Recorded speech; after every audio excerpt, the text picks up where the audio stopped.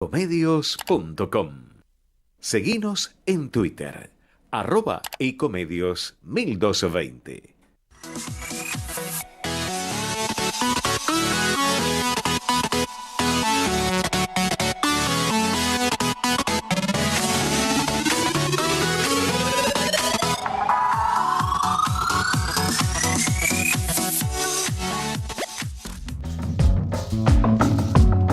Buenas tardes, nos encontramos acá en AM1220, ecomedios.com, en una nueva edición de Entre Ustedes y Nosotros.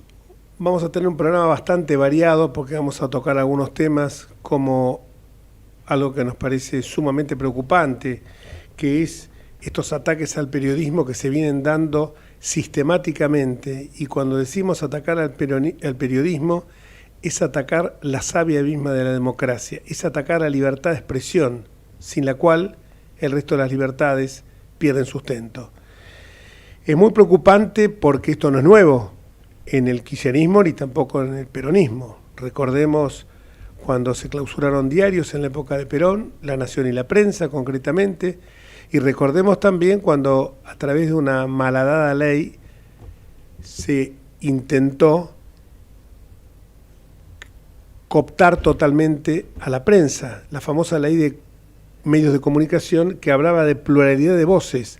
Sí, pluralidad de voces, pero que todas tocaran la misma melodía, es decir, homogeneización de la palabra, uniformidad del pensamiento.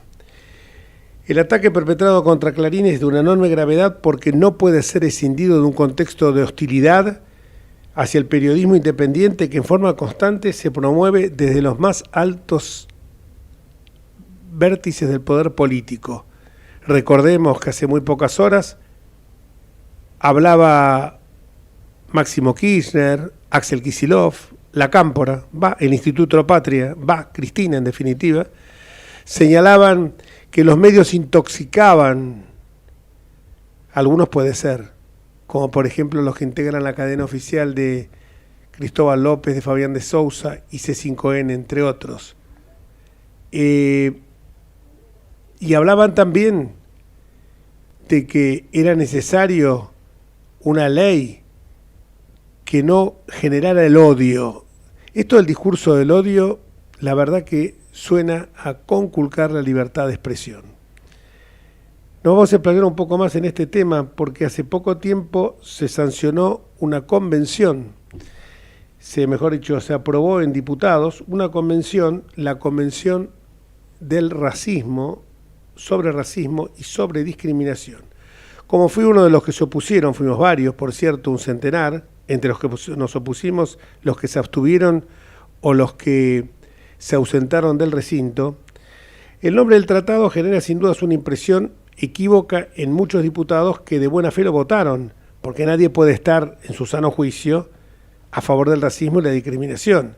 Pero la Argentina, como en todo, tiene una saturación, una intoxicación de plexos normativos que nada agregan a los que ya existen. Lo que pasa es que esta convención va mucho más allá, es un peligroso avance sobre la libertad de expresión.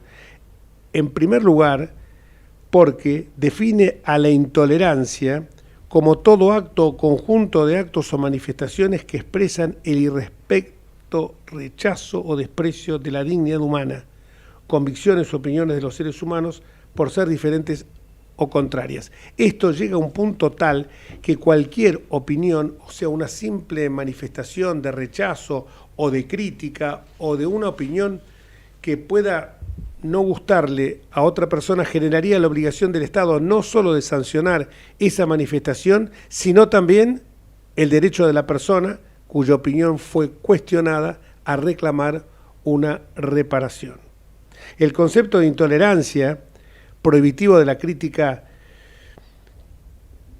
vehemente de ideas y creencias, está redactado en esos términos, lo que es claramente violatorio de la libertad de expresión.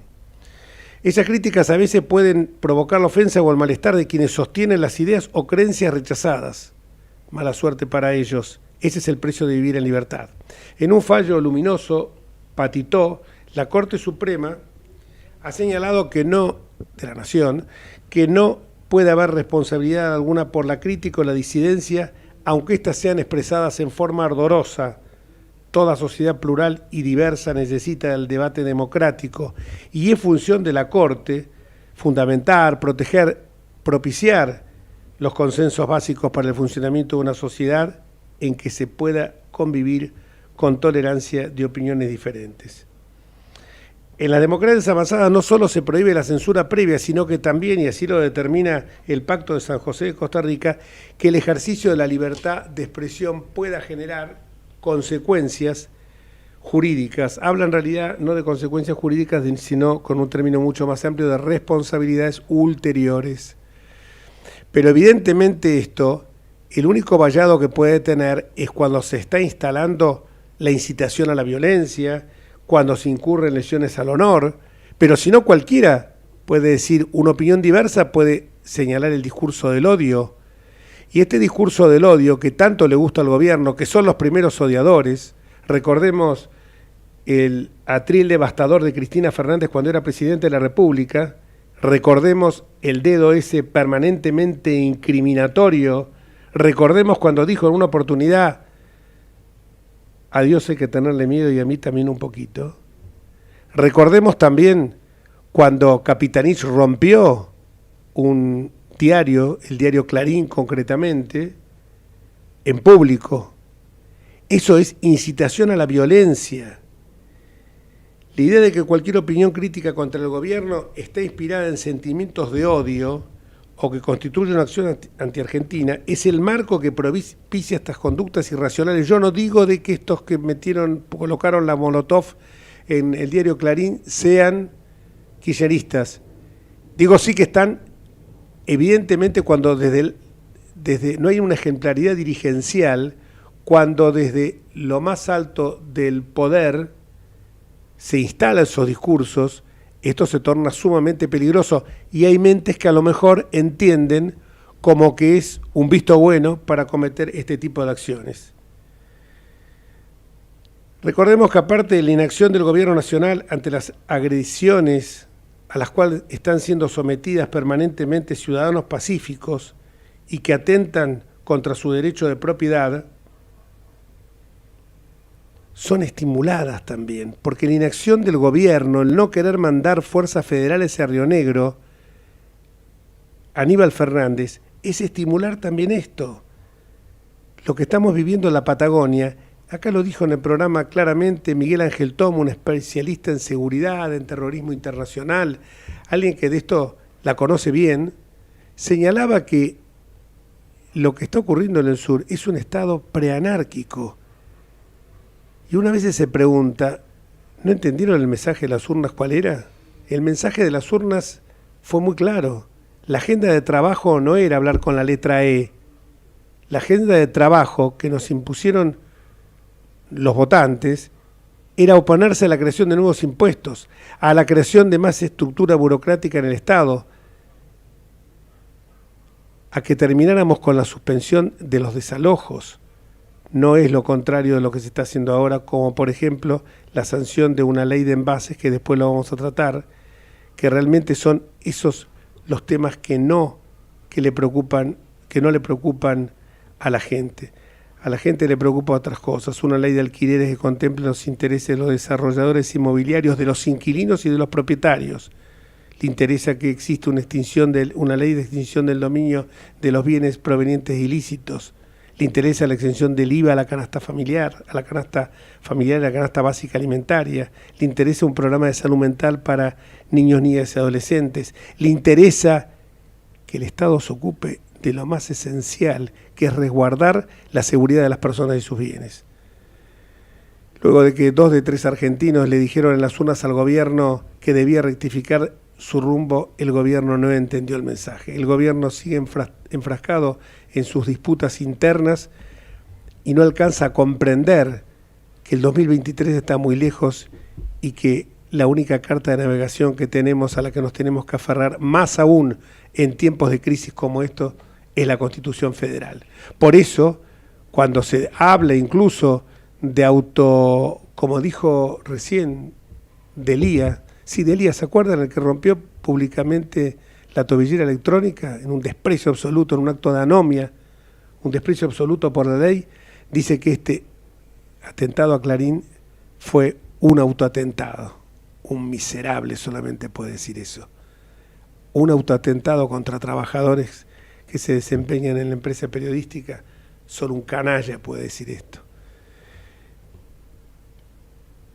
Vamos ahora a empalmando con estos temas, y sobre todo porque el domingo pasado hubo elecciones en la República Hermana de Chile y hubo una actuación bastante nefasta, por cierto, que ha motivado de que muchos de nosotros le estemos pidiendo, muchos diputados, frente a este nuevo episodio vergonzoso de Rafael Bielsa, que ignora cuál es su función de embajador.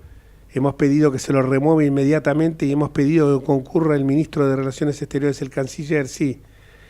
El canciller que se equivoca con las fechas del día de la vuelta de obligado y que confunde que fue en lugar de 1865 en 1845. Y no tuvo mejor idea de inmiscuirse en los asuntos internos de otro país. Es el mismo canciller del mismo gobierno que cuando se violan derechos humanos en Cuba, Venezuela, Irán, Nicaragua, hace silencio porque dice que no se puede inmiscuir en los asuntos internos domésticos de otro país. Claro que no se puede inmiscuir, pero cuando están las violaciones de los derechos humanos, cuando la Argentina ha firmado pactos que se refieren a la protección de esos derechos que son sagrados, ahí es cuando hay que intervenir y hay que denunciarlo y con todo y a voz en cuello. Lo tenemos ya acá a Diego Guelar, que es nuestro primer invitado de hoy, y ya mismo vamos a la conexión con él. Hola Diego, buenas tardes, te habla Jorge Enríquez y ahora te estoy viendo en la pantalla, y Ezequiel Domínguez, a quien no lo presenté hoy. Hola Ezequiel. ¿Qué tal? Y tu primera impresión acerca de este rumbo errático o este doble comando que lo vemos en todo el país, pero también se da en la Cancillería nuestra, ¿cuál es?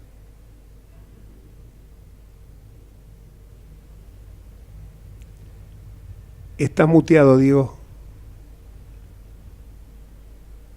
Gracias, Jorge, por la invitación para compartir con ustedes y con la audiencia este rato y algunas reflexiones. No hay ninguna duda que la política exterior no es un capítulo aislado de la política pública. Va en el mismo combo. Yo creo que hay un triángulo indivisible en cualquier nación, que son unidad nacional, integración regional en nuestro caso y apertura al mundo. Son tres elementos que hay que analizar en integralidad. El problema es que como tenemos un gobierno del macaneo, yo ya he tomado una decisión que es: no existe el respeto a la investidura que el presidente no ejerce. Este es el gobierno del macaneo. Acá no hay cuestiones ideológicas, no hay una cuestión nacional y popular contra el antipatria, todas estas cosas, el mensaje del miedo, todas estas cosas que estamos inundados. No es cierto, es macaneo puro. Y nos encontramos en anécdotas sueltas que se contradicen entre sí, que un gobierno diga que sostiene la no injerencia en cuestiones externas cuando se trata de violaciones flagrantes de derechos humanos, como el caso tan claro de Nicaragua o de Venezuela, y por otro lado nuestro embajador en Chile, que se mete directamente a emitir juicios en el medio de un proceso electoral en Chile, un país tan importante con el que tenemos una relación desde el abrazo de O'Higgins y San Martín después de la batalla de Maipú en 1818. Estamos hablando de 200 años de una historia tan importante, tan rica, con momentos difíciles como los que vivimos. Estuvimos cerca de una guerra, después pudimos superar esos momentos de tensión y acordar los 25 diferendos que teníamos en la frontera más larga del mundo.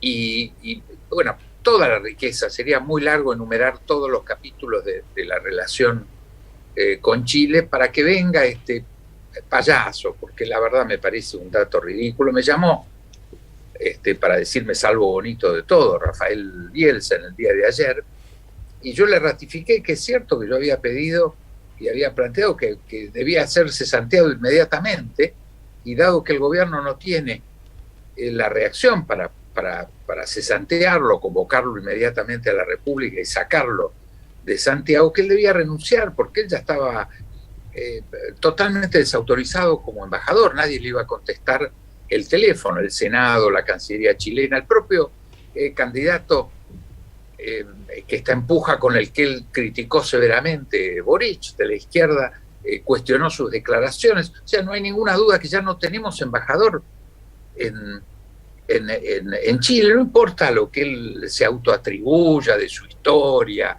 y todo lo demás, no existe nada de eso. Es un payaso que ha cometido un error gravísimo, que nos ha hecho quedar muy mal, porque finalmente la voz del embajador es la voz de la República Argentina, es la representación del presidente.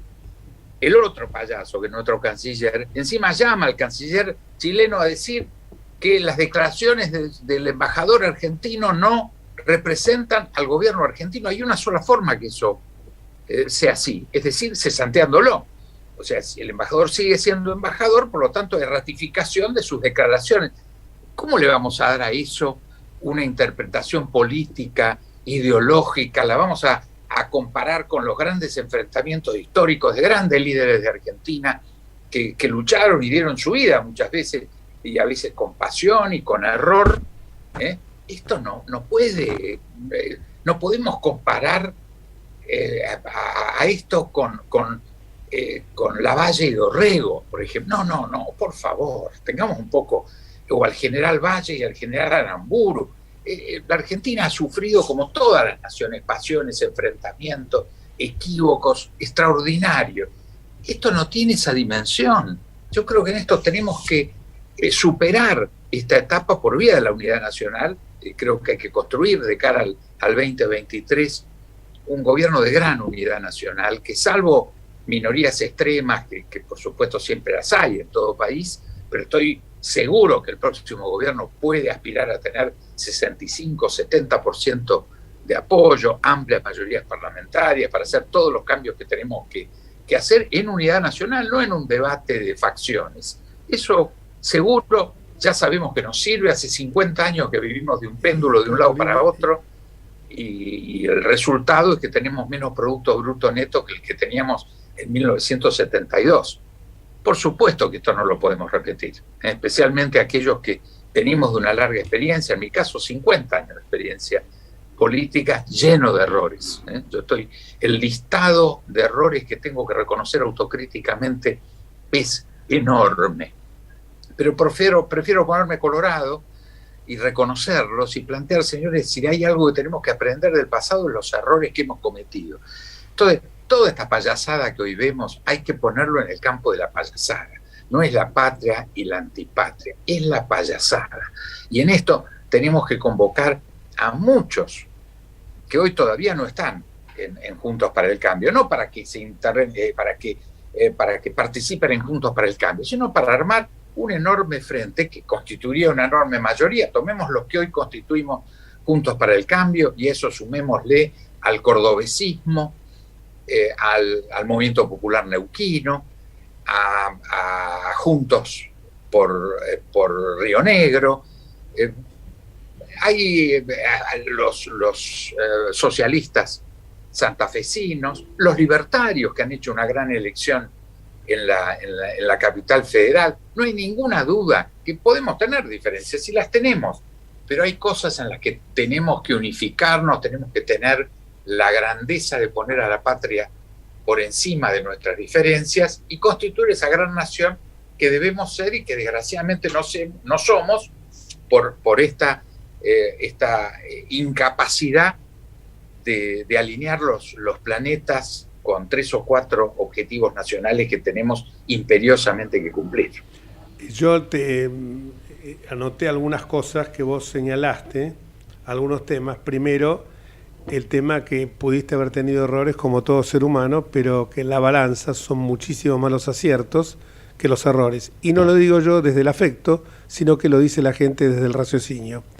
Y siempre he escuchado hablar, cuando se trata de temas internacionales, hay siempre un nombre, serán 4 o 5 nombres, pero siempre está el tuyo. No te lo digo por regalarte un elogio, pero es así, por eso te hemos convocado también, porque sabemos de tu seriedad.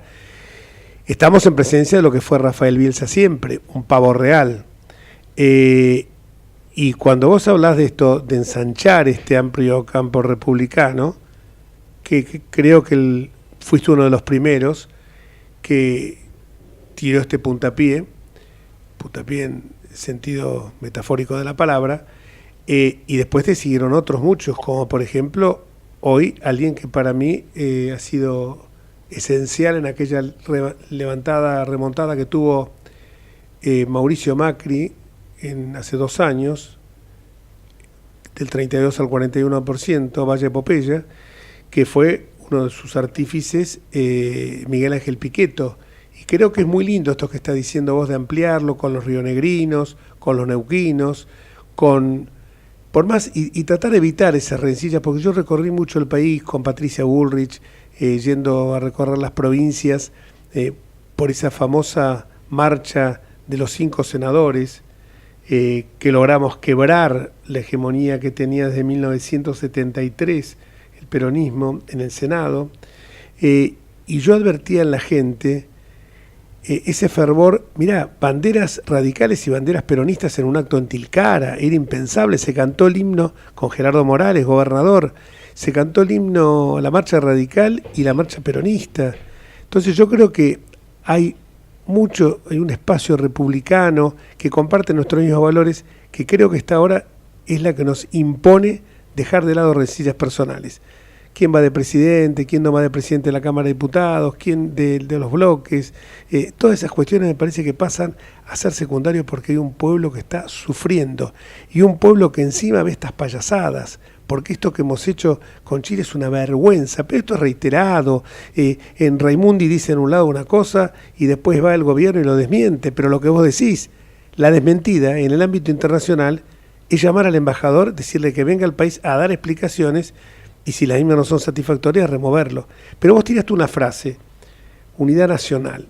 Cuando hablas de unidad nacional estamos hablando de buscar esos grandes comunes denominadores, pero también vos no ves un peligro con lo que está sucediendo en el sur argentino, que esa unidad, digamos, de país, esa unidad territorial, se pueda ver en peligro de generarse una balcanización, una fragmentación.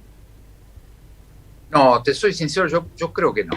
Yo creo que pensemos que hay media Argentina, según las encuestas promedio, que indican que la mitad de los argentinos tienen sangre de pueblos originarios. Es decir, no podemos hacer de un grupo terrorista extremo que se arroga la representatividad mapuche una divisoria, ¿no? Eso es un hecho terrorista que hay que reprimir severamente con la ley, ¿no? Bueno, la palabra reprimir muchas veces tiene contenidos confusos. Yo creo que no hay ninguna confusión, es la represión con la ley, punto. Y sobre eso no puede haber ninguna duda, que en la Argentina hoy los que venimos de los barcos, incluyéndome, yo vengo de una familia rusa judía que llegó en 1885 a la Argentina, y hay familias que vienen de Siria, del Líbano, por supuesto de España, las grandes mayorías de España o de Italia, y todas las comunidades que tenemos. Hoy la quinta comunidad, que es la china, que también forma parte de nuestro crisol. Yo creo que en la Argentina el dato étnico, regional, está garantizado como muy pocos lugares. Hay muchos países, inclusive desarrollados en Europa, que tienen problemas de planteos regionales y violentos todavía. Le está costando a la propia España salir del planteo de ETA o del IRA en Irlanda.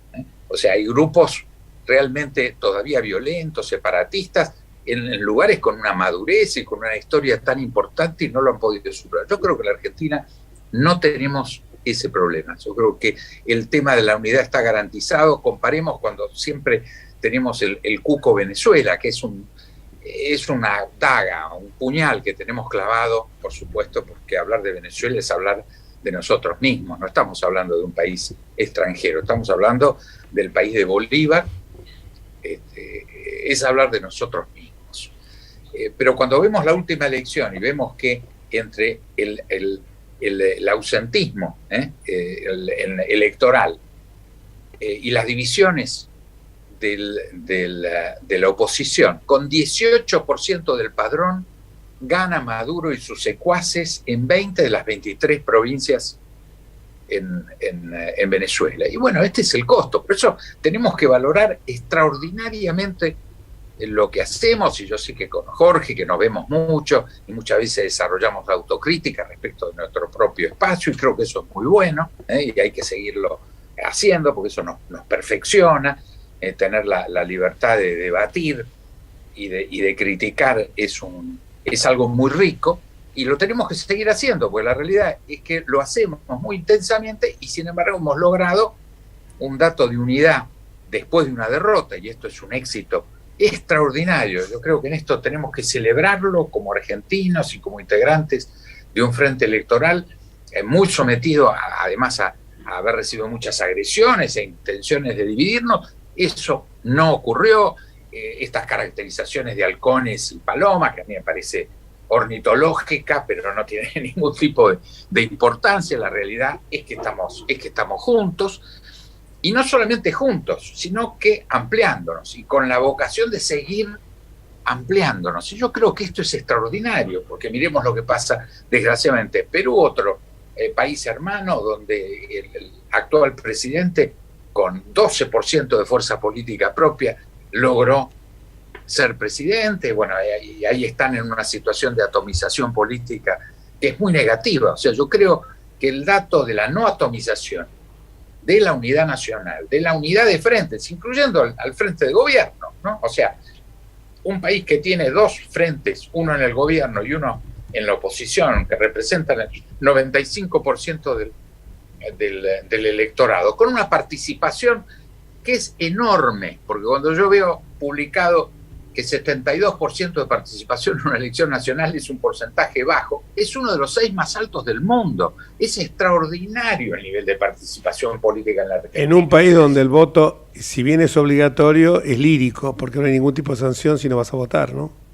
Todos sabemos que es voluntario. Claro. Todo votante, todo aquel que se levantó a la mañana o eligió temprano, segundo cábalas o comodidades familiares de ir a primera hora, al mediodía o a última hora, lo hace porque lo entiende como una participación cívica muy importante. Lo hace por conciencia, no por obligación, por miedo de una sanción. Todos sabemos que no hay sanción. Cualquiera que no haya votado sabe que no va a tener ni sanción, ni una multa, ni le van a impedir hacer un trámite, ni no va a tener un crédito, un trabajo, ningún tipo de represalia por no haber ido a votar. Es extraordinario. El voto en la Argentina es voluntario. A mí me parece bien que sea obligatorio como concepto cívico, por lo que significa el deber de votar, pero me parece extraordinario esta combinación cultural a la que hemos llegado, que la verdad es voluntario y lo hacemos con convicción y lo hacemos en paz. Esto es extraordinario. No ha habido una denuncia en serio de un acto de violencia, de una urna que se haya volcado, con ese clima que a veces generan, con buena intención, tanto militantes como periodistas, cuidado, cuidemos las urnas, el cuco del fraude que ha existido en varias elecciones, o de la violencia, y no se registra. Alta participación, de las más altas del mundo, cero violencia, cero fraude. Yo creo que tenemos que sentir un enorme orgullo, y que la reflexión hay que hacerla en relación a la clase dirigente. Aquellos que hemos tenido participación dirigencial o que la tenemos la obligación de responder a un pueblo que tiene una cultura cívica extraordinaria y que da todas las señales correctas. En el 2019, Jorge, yo participamos de un gobierno que hicimos lo mejor que pudimos, pero nos equivocamos mucho y nos tocó el castigo. Y la gente nos castigó. 2 años después, está castigando a este gobierno. Quiere decir, ¿qué más le podemos pedir a la ciudadanía? Nos están mostrando con claridad el camino. Y en paz. Ahora, en paz. Estos mensajes, sería bueno que los recibamos, hubiera sido maravilloso que el presidente hubiera reconocido su derrota, hubiera invitado a celebrar juntos el acto cívico del domingo, porque eso sí merecía que todos festejáramos en unidad, porque así lo vivimos. Entonces, yo creo que este hecho extraordinario tenemos que saberlo exhibir. No podemos responder a toda esta provocación del mensaje del odio, esto que pasó con Clarín. Esto viene fomentado, el gobierno está todos los días hablando de la prensa libre como un enemigo. Claro. Bueno, esto es inaceptable, esto es absolutamente inaceptable. Le tenemos que poner muy claramente en esto la señal de identidad. Los 9 inadaptados, violentos, que tiraron esas bombas Molotov, que podrían haber incendiado y lastimado no solamente a un trabajador de Clarín, sino a un colectivo que pasó segundos antes, que también podía haber tenido víctimas, inclusive fatales, porque el fuego mata, es muy peligroso. ¿Quién es la mano de la autoría intelectual? Es el gobierno con su mensaje. Tenemos que invocar al gobierno que pare con este mensaje. Hay prensa oficialista, montones, hay prensa opositora, hay prensa más neutral, pero si hay una cosa extraordinaria de la jurisprudencia occidental respecto a la prensa, es que es mejor el libertinaje que la censura. Yo tengo el honor de ser director editorial de un diario importante, de La Razón, y yo creo que este principio, que convivamos con el abuso de la prensa, que es mejor enfrentar la posibilidad del abuso de la libertad de prensa que para evitar el abuso colocar la censura o la represión. Yo creo que este es un producto que es muy de Occidente. Yo he sido embajador en China y en todo Oriente no existe este principio, y yo creo que tenemos que tener mucho orgullo de que vivimos en una cultura que nos da esta garantía que va mucho más allá de la libertad o de la división de poderes, que es la libertad de prensa. Tenemos que sentir un profundísimo orgullo, aunque eso nos duela, porque nos toca recibir ataques muchas veces que son agraviantes. Todos los dirigentes políticos sabemos que estamos sujetos al agravio fácil y que nos pueden agraviar sin pruebas. Esto es muy feo, yo lo he recibido durante los 50 años y esto ha hecho sufrir a mis hijos, a mi mujer, a mi madre cuando estaba viva en algún momento, sintiendo este tipo de ataques y de agravio. Pero yo creo que tenemos que estar muy orgullosos de vivir en libertad. Y por eso yo creo que este principio, que hoy está en peligro y lo tenemos que afirmar, requiere una mayoría institucional y republicana que logre una gran base de apoyo, no para hacer lo que querramos, porque va a haber una minoría, y creo que el gran desafío, estoy seguro que vamos a constituir una gran mayoría, va a ser el más absoluto respeto de esa minoría. Exactamente. Es fundamental. Ese es el dato que va a indicar si aprendimos o no. Porque si constituimos una mayoría para la venganza, para la discriminación, para el ataque, para la censura... Nos convertimos en lo mismo, Diego, nos convertimos en lo mismo. Yo creo que ese es el gran desafío y tenemos que construir con esa conciencia, y yo estoy seguro que están dadas las condiciones. Por supuesto que sí. Creo que nunca ha habido condiciones como las que tenemos hoy para dar ese salto, y aspiro a verlo, ¿no? A no yo también.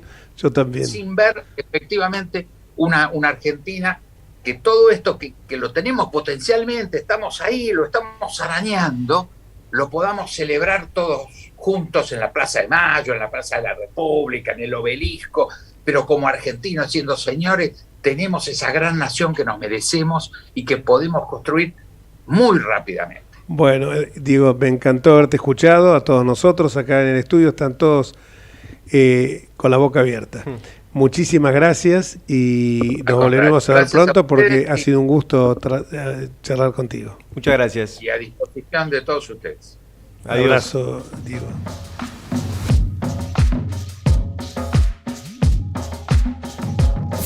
Desde Buenos Aires, transmite LRI 224, AM 1220, Ecomedios. Ecomedios y los números de la suerte y los resultados de la quiniela recién sorteadas. A la cabeza en la ciudad, 2.168. En la provincia, 9.205.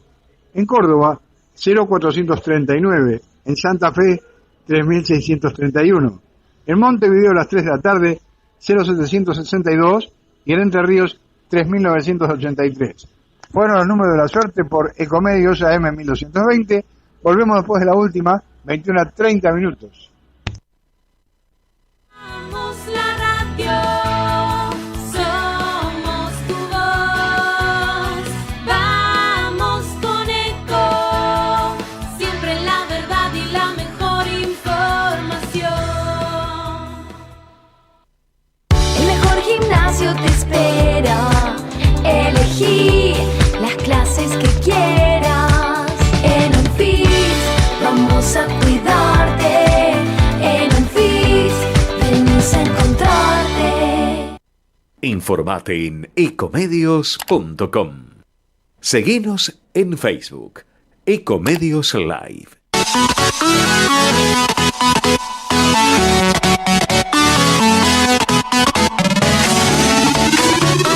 Escribanos en tu ciudad. Nuestro consejo es prevenir problemas. Colegio de Escribanos de la Ciudad de Buenos Aires. Consejo Federal del Notariado Argentino. El Colegio Profesional Inmobiliario auspicia este programa. Colegio Profesional Inmobiliario, cada vez más profesionales.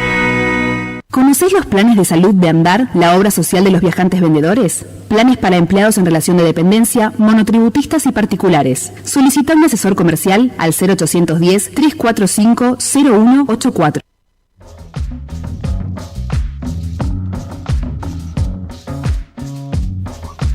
Y seguimos con Entre Ustedes y Nosotros, después de esta rica plática que hemos tenido con Diego Aguilar sobre la situación de nuestra triste política exterior, paupérrima realmente, creo que es la peor de la historia. Jamás hemos estado sumidos, tan sumergidos, mejor dicho, en el barro como con este canciller. Bueno, el anterior no lo mejoraba tampoco, y con un presidente que, es cierto, una vez dice, estoy perdiendo el respeto por la investidura presidencial, pero ¿cómo yo voy a respetar a alguien si alguien no se respeta a sí mismo? Se humilla permanentemente con la mentira, con la estafa, con la provocación, gritando, con comportamientos autoritarios reñidos con la República. Y a propósito del presidente y de quién manda, quién gobierna, lo tenemos en línea a Osvaldo Pérez San Martino, que ya espero que la próxima semana, o la otra mejor dicho, la 1 de diciembre, se incorpore y esté acá conmigo, como lo hicimos durante más de 10 años o 14 años, no sé cuánto fue ya, 14 años, Entre Ustedes y Nosotros, cuando salimos en distintas señales con el programa que teníamos televisivo. Hola, Osvaldo. Hola, Jorge, ¿cómo te va? No sé si la primera, pero la 2 de diciembre seguramente. Bueno, ¿quién manda, quién gobierna? ¿Qué es eso?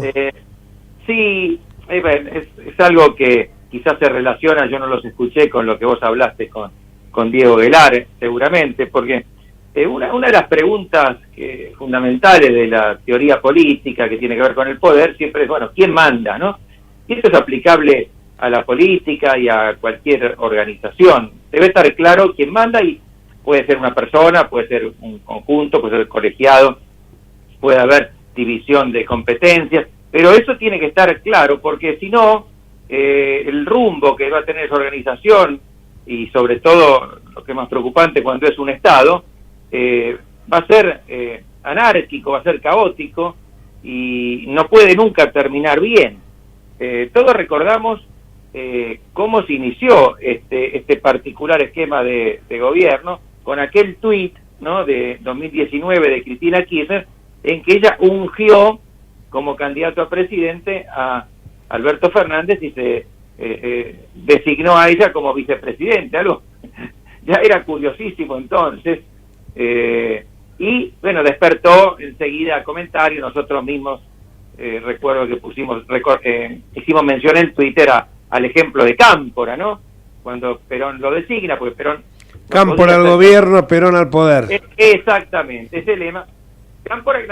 Perón no podía ser candidato porque la NUCE le puso una cláusula proscriptiva él debía estar en la Argentina, él vivía en Madrid, los candidatos debían estar en la Argentina a determinada fecha de 1972. Era, bajo la apariencia de una norma general, tenía nombre y apellido, Juan Domingo Perón. Perón no aceptó ese desafío, entonces quedó inhabilitado para ser candidato y lo designó él con su dedo, con su gran dedo, a Héctor J. Campos, una figura gris que había sido presidente de la Cámara de Diputados, había sido su secretario, su delegado en los años anteriores.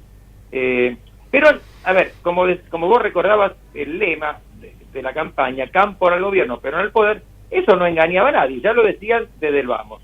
Y de hecho, ese gobierno de Cámpora y Solano Lima duró 49 días, después volvió Perón a la Argentina, en su segundo regreso, el 20 de junio, se instaló en la casa que le habían comprado, alquilado en la calle Gaspar Campos, en Vicente López, y desde ese momento esa residencia era la verdadera casa de gobierno, nadie dudaba de eso. Y en un momento, bueno, Perón decidió terminar con la farsa y pedirle la renuncia a Cámpora y Solano Lima, en un interregno con las TIRI y volvió él. Pero digamos, ahí estaba claro que si bien el presidente formal era Cámpora, gobernaba Perón. Hay ejemplos que podrían darse en dictadores latinoamericanos como Trujillo. Trujillo gobernó la República Dominicana durante 3 décadas aproximadamente con puño de hierro. A veces él era presidente y a veces decidía no serlo y ponía un títere. Por ejemplo, Joaquín Balaguer, que después del asesinato de Trujillo fue muchos años presidente. Pero todos sabían que gobernaba Trujillo. Digamos, eso está mal, pero peor está lo que nos pasa a nosotros, porque, digamos, Cristina Kirchner conserva mucho poder, pero tampoco es la presidenta. Fernández tiene algunos ministros designados por él, ella pone algunos secretarios, entonces se da una situación ensalada tal que se originan situaciones como la de Bielsa, que seguramente comentaron ustedes, con Gelar, me imagino, en la que, bueno, un embajador tiene ese exabrupto respecto de un candidato presidencial del país en el que él representa a la Argentina, y el presidente no dice nada o manda a decir por algún vocero oficioso, algunos medios de prensa que no está de acuerdo, la portavoz dice, bueno, es un comentario, como si los embajadores pudieran hacer comentarios y el presidente no pudiera hacer nada respecto de ellos. En fin, tenemos hoy también fue pública una disputa, una crítica de Culfas a Feletti. Uno de los títulos del día es Culfas cruzó, como dicen ahora los periodistas, a Feletti. Teníamos el caso del secretario de Energía, Basualdo, al que Guzmán quiso echar y no pudo. ¿Todo esto qué genera? Una situación de bloqueo, de empate permanente. La Argentina necesita decisiones drásticas, muy firmes, porque está en una situación económica espantosa. Y Osvaldo, ¿cómo estás? Te habla Ezequiel Domínguez. Sí, no, sí. Que a ver cuál es tu percepción, porque yo veo que en algunos ministerios también pasa este entrecruzamiento de distintas líneas del gobierno hacia dentro de los ministerios. Entonces tenés un ministro de una facción y un secretario de otra, y entonces eso genera complicaciones y trabas que... Exacto, es así. Ahora, ese esquema que es incorrecto, y acá siempre recordamos con Jorge lo que decía Alvear. Alvear decía, cuando fue presidente, yo soy el secretario de 8 ministros. Soy así como el presidente del secretario de 8 presidentes, que eran los 8 ministros, porque cada uno de esos ministros tenía mucho peso, él los había designado a personas que tenían autoridad, que conocían lo suyo, que tenían prestigio, y a las que él les otorgaba su confianza. Ahora, ese esquema en algún otro gobierno también pasó que había, no me acuerdo cuál, había el ministro que respondía a un ala del gobierno, quizá en la alianza, y el secretario a otra. Ahora, en la medida en que el presidente arbitre, eso siempre está mal, porque hay que darle la confianza al ministro y que él designe a sus colaboradores, y cuando se pierde esa confianza hay que removerlo, hay que pedir la renuncia. Pero si aún así el presidente se reserva un rol arbitral y cuando se da alguna disputa, digamos, que idealmente reservada, él decide, bueno, no habría tanto problema. El problema es que el presidente nuestro no decide nada. Deja que el conflicto crezca y termina en una situación, como decía yo, de empate o de bloqueo, en que nunca se toman decisiones. Bueno, eso ocurrió en otro periodo también con el peronismo en el 73. Ponían el gobernador, claro, que era de la tendencia generalmente, recuerdo Obregón Cano en Córdoba, claro, Martínez Córdoba. Vaca en la provincia de Buenos Aires también, Córdoba. Claro, Videgain, sí. Videgain gobernador, tendencia, que era, digamos, para que la gente entienda lo que era la tendencia, la izquierda, digamos, venía a ser la izquierda montoneril. En Mendoza era Martínez Vaca y ponían abajo siempre a alguien de la Patria Sindical que venía a ser la derecha. La ortodoxia sindical. Exactamente. Creo que en la provincia de Buenos Aires, Calabró. En Buenos Aires, en Mendoza se llamaba, y no sé si era Tilio López en Córdoba. Me acuerdo también el caso de Ragón en Salta, Cepernique en Santa Cruz. Bueno, claro, era como buscar, está bien, pretendían ser como Víctor Hugo, la armonía de los opuestos. Lo que pasa acá, la armonía de los opuestos, terminó los tiros. Pero la experiencia cuando el gobierno, no te digo que se parcela, pero cuando se logran integrar equipos, mira, yo lo estaba diciendo justamente ayer con una comisión la comisión esta del Ministerio Público, que lo comentaba con algunos asesores, funcionarios nuestros, gente muy capacitada, muy dotada, que no hay que buscar de pronto si hay 4, poner 2 del PRO y 2 radicales, porque de repente, o 2 de la coalición cívica, porque de repente hay gente que se encuentra muy capacitada y pertenece a una fuerza política, y es bueno que estén todos aquellos que son los más dotados. Hoy se plantean en algunos espacios que para ocupar algunos lugares, por el resultado que se dio electoral, en los equipos no hay, parece mentira, pero no hay, de pronto, no vamos a hacer nombres, un abogado para ir a asuntos constitucionales, o un economista, o un economista, digo bien, para ir a presupuesto y hacienda. Porque, claro, las elecciones no se conforman con un sentido así corporativo de corporaciones que se van, que vamos a buscar un abogado, pero ocurre que después, y esto te obliga a que, está bien, te obliga a un esfuerzo, porque yo he estado a veces en comisiones donde a lo mejor el expertise no era el adecuado, pero me puse a estudiar como si...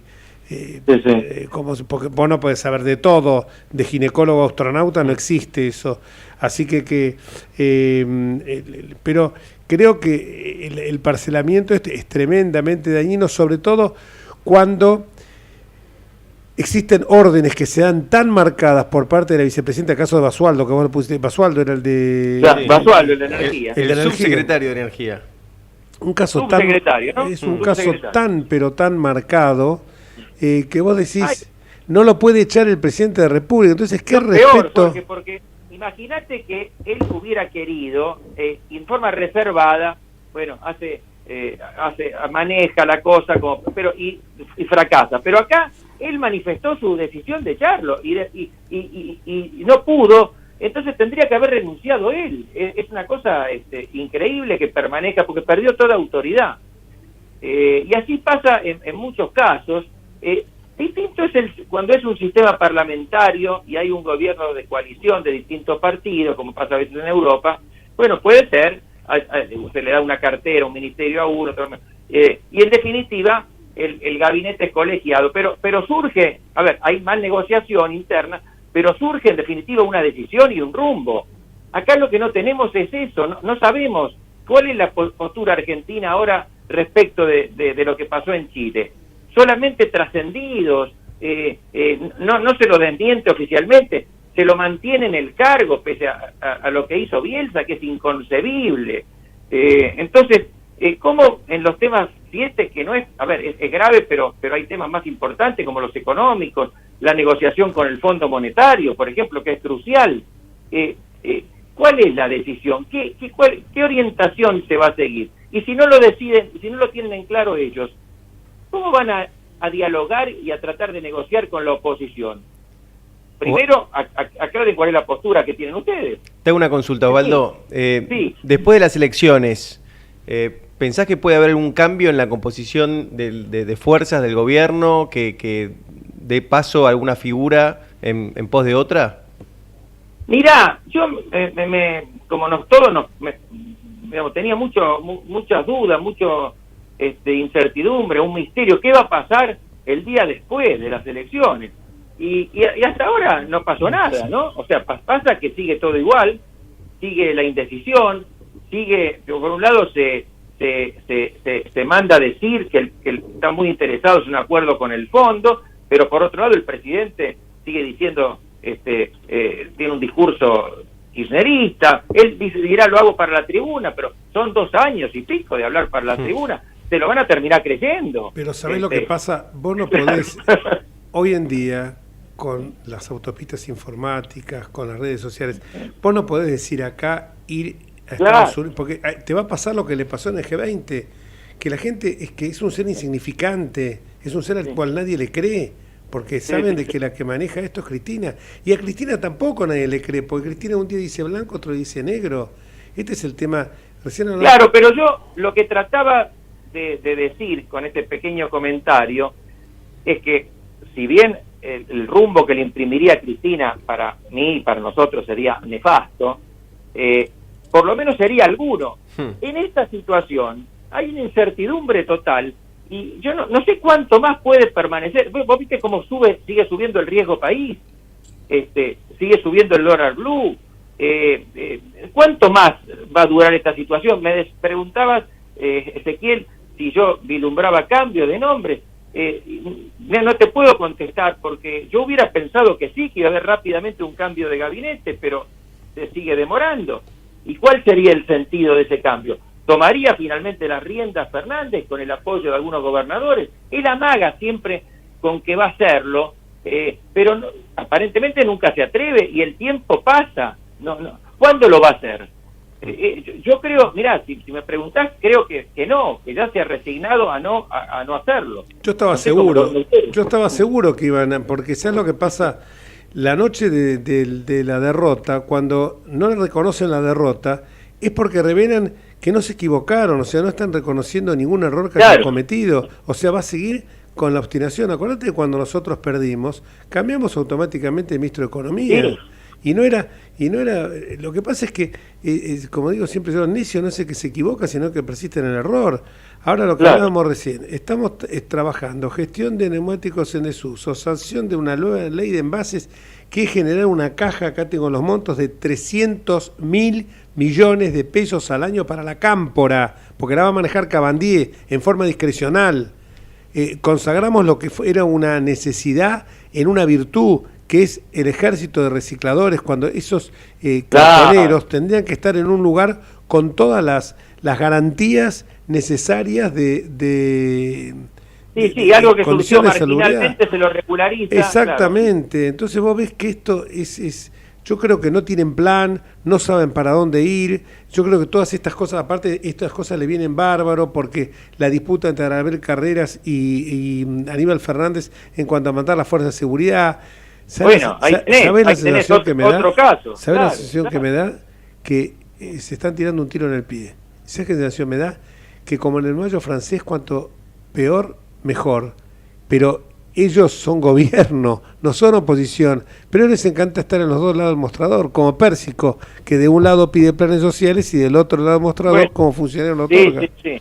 Y me faltaba agregar, vos lo mencionabas ahora incidentalmente, todo lo del sur, que también revela una falta total de autoridad y de decisión, a tal punto que en el Bolsón unos gauchos tuvieron que ejercer la autoridad que el Estado se resigna a ejercer y sacar a esos forajidos que estaban por incendiar el Automóvil Club. Yo voy todos los años al Bolsón, así que sé muy bien, es un lugar muy céntrico donde está el Automóvil Club, y estaban a punto de incendiarlo y no intervenía ninguna autoridad estatal y tuvieron que sacarlo unos gauchos. Volvemos a las épocas anteriores a la Constitución del Estado, a la Ley de la Selva, ¿no? Es pre-Hobbes. Pre-Hobbes, exactamente.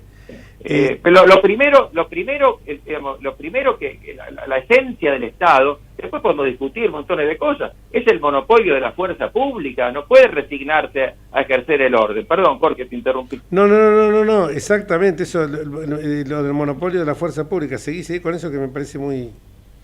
Claro, porque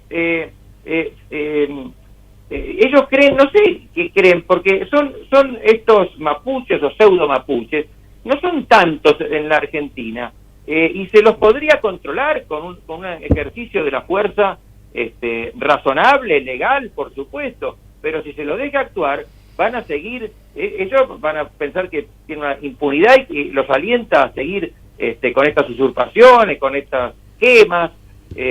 En Chile el tema es muy complicado, y fíjate que el candidato al que Bielsa decía que era anti-argentino, que es el que sacó, no sé, me acuerdo, 28%, pero en la Araucanía, que es el sur de Chile, donde es más grave este problema, sacó más del 40%. Es decir, la gente necesita que haya orden, necesita que haya imperio de la ley. Ellos creen que es un tema de derecha. No, es un tema que bueno, lo hemos dicho muchas veces, al contrario, los más pobres son los que más necesitan que el Estado les brinde seguridad. Muchísimas gracias, Osvaldo. Te quería hacer un comentario final. Mientras estabas hablando en la televisión pasaban de Italia y recordaba que estaba en Piazza Navona. Los 4 ríos de Piazza, claro, de la fuente de Quattro Fiumi, los 4 ríos de la piazza de la fuente. Sí, creo que está el Amazonas, el Río de la Plata, ¿no? Y no me acuerdo. Siempre nos equivocamos, el Amazonas no es. Pues es que siempre pienso en lo mismo. Y ahora me acordé que son el Nilo, el Danubio, el Plata y el otro me falta. Para la próxima reunión, y el Ganges, para la próxima cita, que va a ser el próximo miércoles, si Dios quiere, vamos a hablar también un poco de geografía, de algunos temas. Y además, en la próxima cita, te vamos a poder saludar por lo que seguramente ocurrirá mañana. Gracias. Un fuerte abrazo. Adiós. Y hasta el próximo miércoles, si Dios quiere. Chau.